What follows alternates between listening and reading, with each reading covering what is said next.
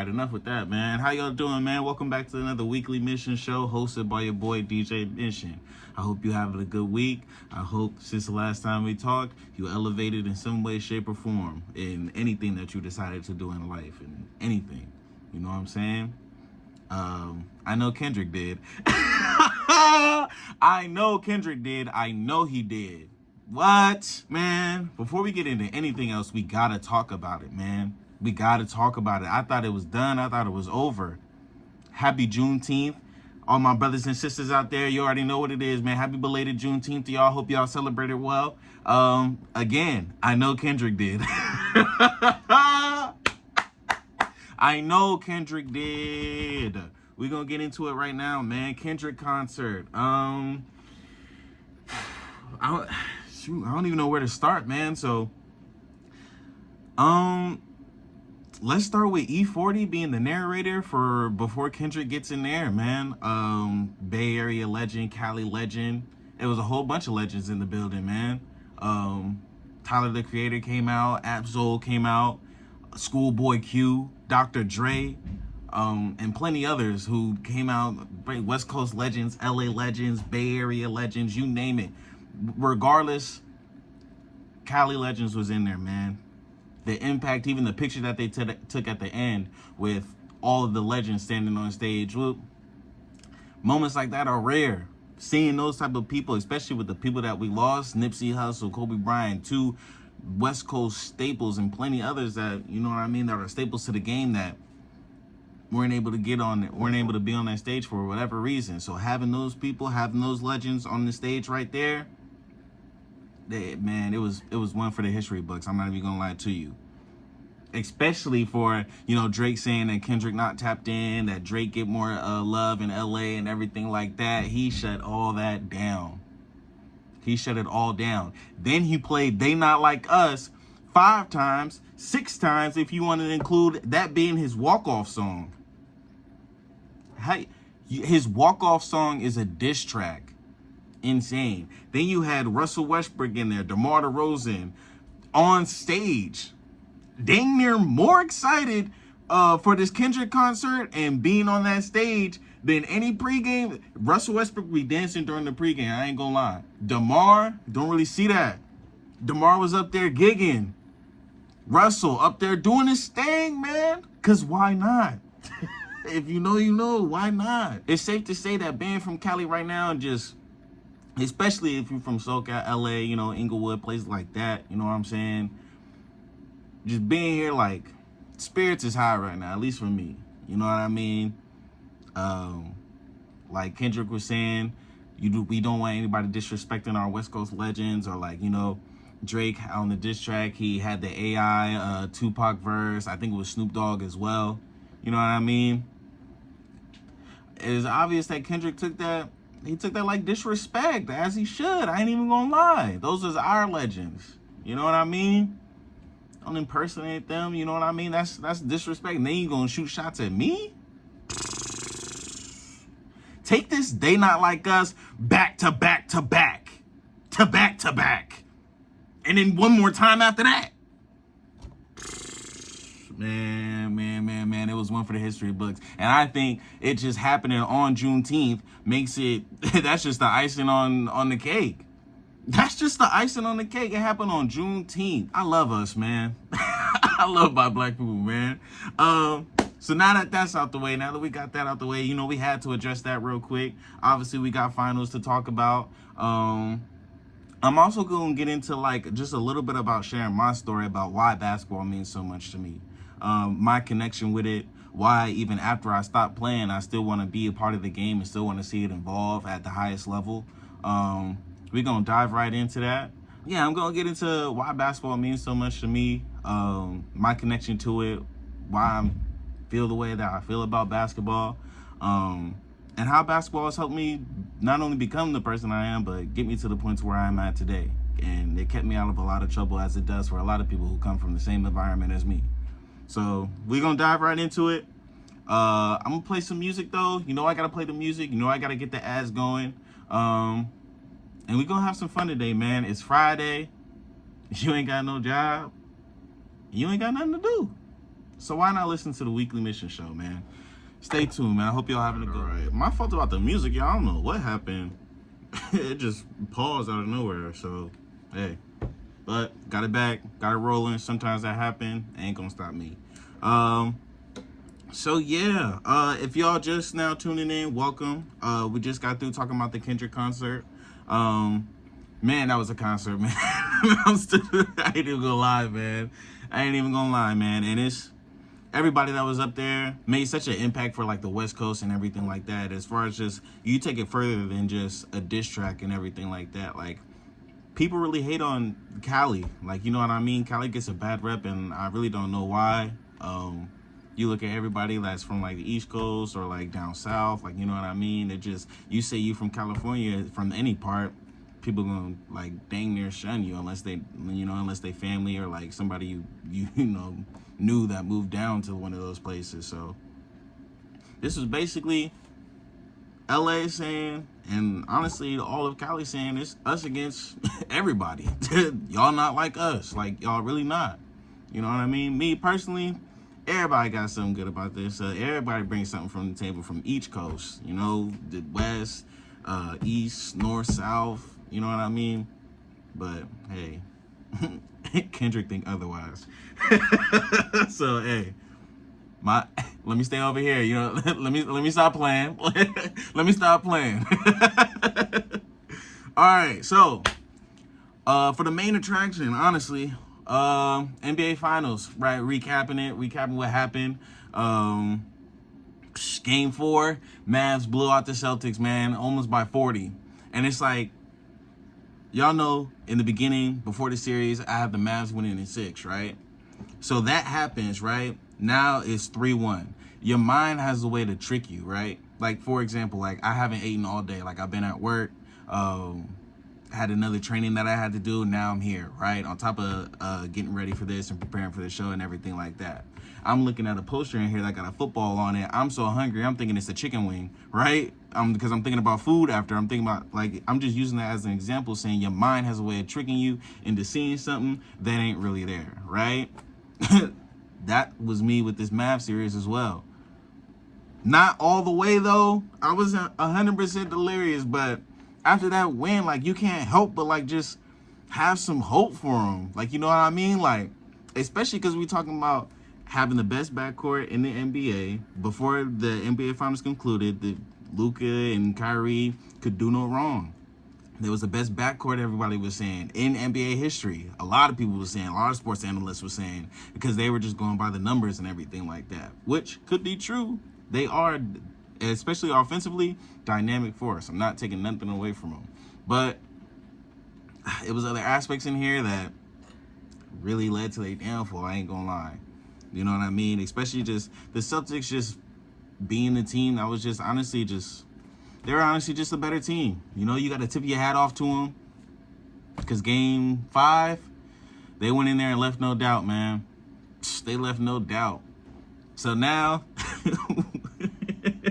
we get into what everybody's talking about, man. Jason Tatum not wanting to be Jason Tatum. I don't know what it is. But bro's living in the moment, and hey, I'm rooting for him. I'm rooting for him. You give me a finals, whether I win finals MVP or not. I'm one of the best players on the team, if not the best player on the team. We just won the finals. What? After even not, we've been running through the Eastern Conference dang near my whole career. My rookie year, we lost to Bron in the Eastern Conference Finals in Game 7. I'll take that. The Eastern Conference, you got to go through us.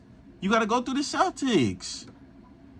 So let him get his cap off. Let him cap. This is his moment. We can't hate on the brother, even though he want to be, you know, he's quoting Steph Curry, Kanye, who else? KG, Kevin Garnett. You know what I mean? Like he wanted to be everybody but Jason Tatum. It's cool. It's cool.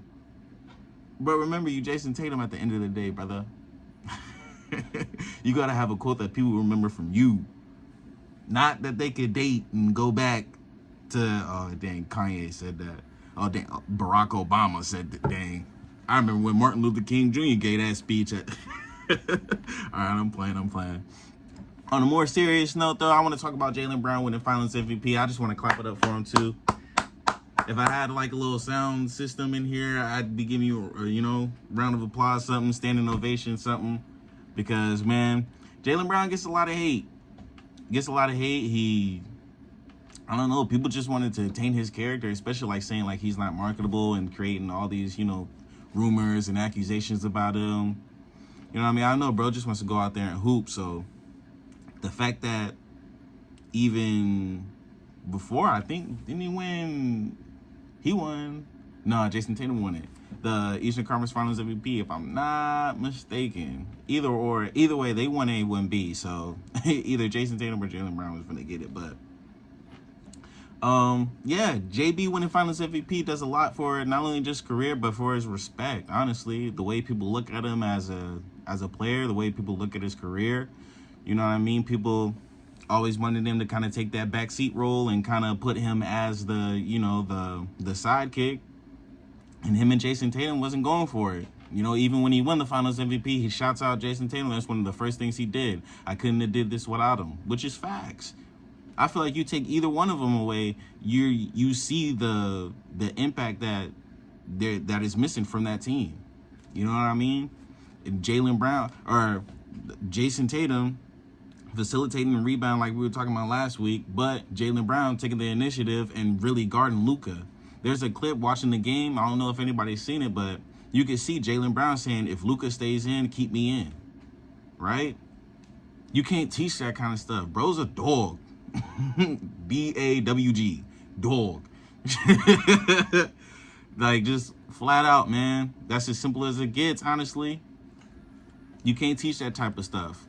So for him to do that, and a lot of the games, especially game 1 and game 2, setting the tone, picking up Luka full court, getting steals, getting out in transitions, getting dunks, those are energizer plays that gets the crowd going. Now it feels like you have the crowd going. Yeah, it's the beginning of the game, but it feels like you're already down 20.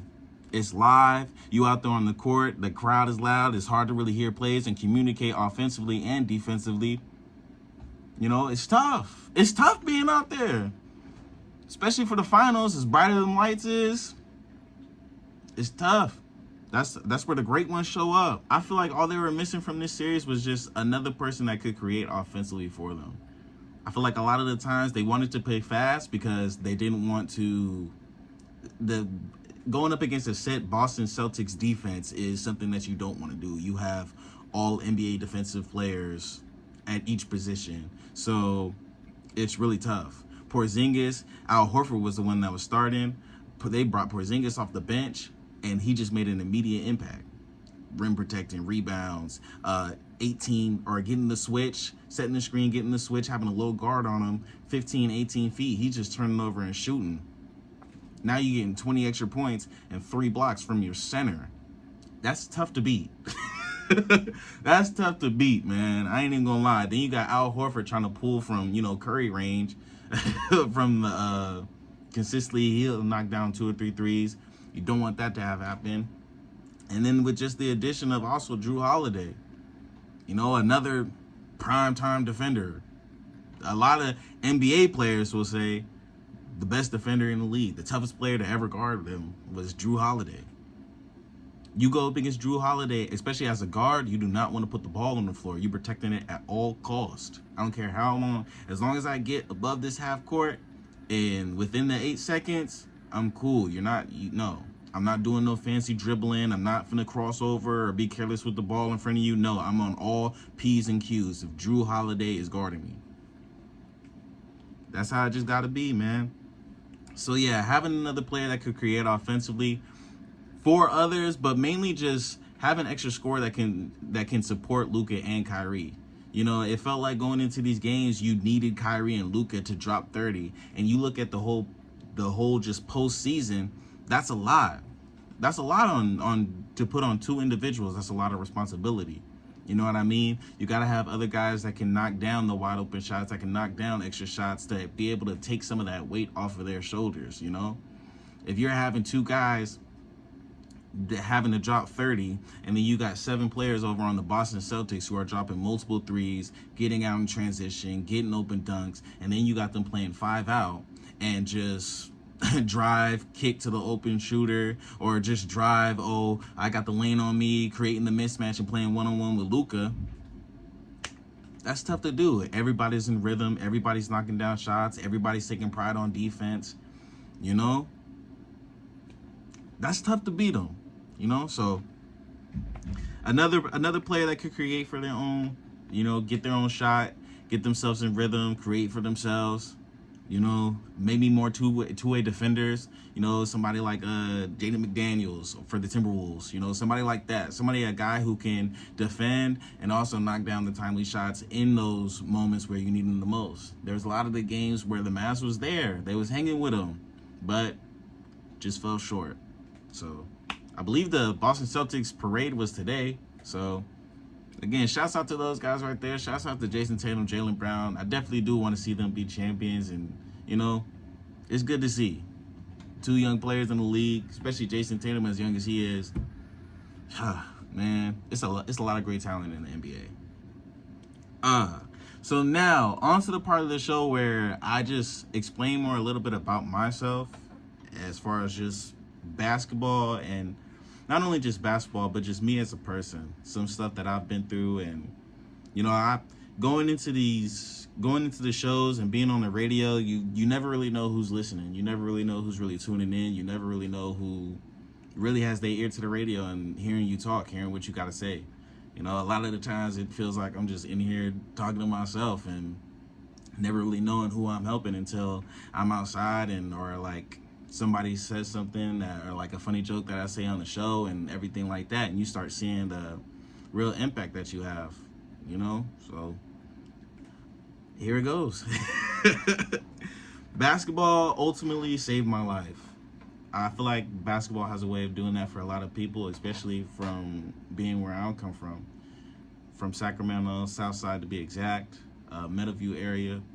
You know what I mean? It's a lot of stuff that you see. It's a lot of traps, and it's a system basically that's put in place where people like me have limited resources, have limited opportunities to really make something out themselves. Especially you add in my parents divorcing, going to live with my dad, and you know, him going through stuff, and you know, having obligations in his life to where he had to really focus on making himself better to be able to take care of his kids. I was living on my own for a little bit and had almost 6 months where I wasn't talking to my mom. It felt like basketball was really just all I had. You know what I mean? I'm staying in Citrus Heights, going to Antelope High School.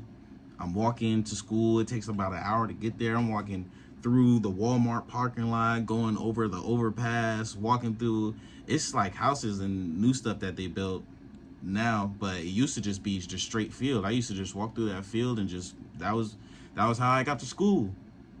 Go to school, go to class, go to practice, or stay in the gym, shoot hoops until our game and everything like that. Especially when you get to varsity, you know, you got the night game, so we wasn't playing until like 7. But I was at school all day watching freshmen, watching JV, doing my homework. Just basketball really just kept me out of trouble and kept me out of falling into places where without it, I wouldn't know where I would be right now. You know what I'm saying? So the connection really started with, especially because I feel like that's me and my dad's like strongest connection is just basketball. Like, you know what I mean? Like, I remember watching Kobe repeat, and even before he repeated in the 2010 series against the Thunder where they won, I remember cheering with my dad, you know, jumping up and down on the couch and everything like that, being hecka excited, not really understanding what's really going on, but just being happy to watch basketball and see a guy like Kobe on the screen. Rest in peace to the GOAT, you know what I mean? Rest in peace to Mamba, you know. But seeing a guy like Kobe on the screen really elevate basketball and take it to a place where, especially just as an individual talent, where, you know, he's transcending it. Just the mentality aspect, how you approach the game, how you prepare for the game and everything like that. It was different. And, you know, besides my pops, I had somebody to where it's like, as far as just a career or just a sport in general, man, I wanted to be like Kobe, but who didn't? You know what I mean? So when it came to basketball and everything like that, especially from a young age, it just felt like I had a different focus with it. Fast forward, playing throughout elementary school, playing throughout middle school, you get to high school, the divorce happens and stuff took a turn. And like I was saying, living on my own, it was just stuff that I had to focus on that took my attention away from basketball. You know what I mean? How am I finna get to this game? How am I finna get home from practice? Could I get a ride? Shoot, sometimes, what am I finna eat tonight? Where am I finna find food? I was staying with, shout out to my brother LJ, man, if you watching this, man. My big bro, Ricky, grandma at the crib said, my pops, he was dating a girl at a time who we were staying with her parents, and, you know, everything happened at my pops, and him ended up, you know, going to the Bay Area or Vegas at the time. They let me stay there. You know, they were like, hey, you're a good kid. You do your homework. You play sports. You don't cause no trouble. We barely even know that you're here. You know, if you're not in touch with your mom right now, you're more than welcome to stay here. So that was another aspect, too, that really helped change my life and really helped save my life, because without them, I wouldn't know where I would be right now. So big shouts out to them as far as that, just having a home for, you know, for somebody like me who wouldn't know where he would be without that.